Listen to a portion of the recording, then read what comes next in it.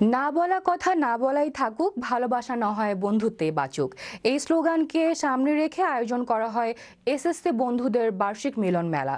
শুক্রবার Yusufganj school and college 2001 ব্যাচের SSC পরীক্ষার্থীদের অংশগ্রহণে বন্ধুদের বার্ষিক মিলন মেলা 2024 আয়োজন করা হয়।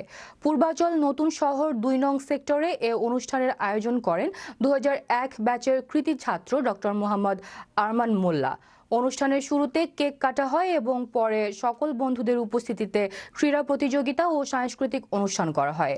এ সময় তারা জানান, এরকম অনুষ্ঠান আয়োজন করলে তাদের বন্ধুত্ব অটুট থাকবে। অনুষ্ঠানের আয়োজক আরমান মোল্লাকে সকলে ফুল দিয়ে শুভেচ্ছা জানান।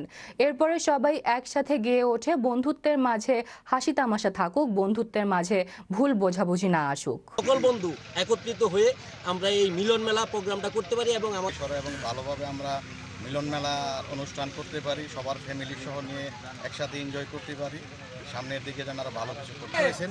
এই আয়োজকের যে কর্ণধার আরমান মোল্লা, 2001 সালে সবাইকে পেয়ে আমি আনন্দিত। আমরা সবাই খুশি যে আমরা সবাই একত্রিত হয়েছি।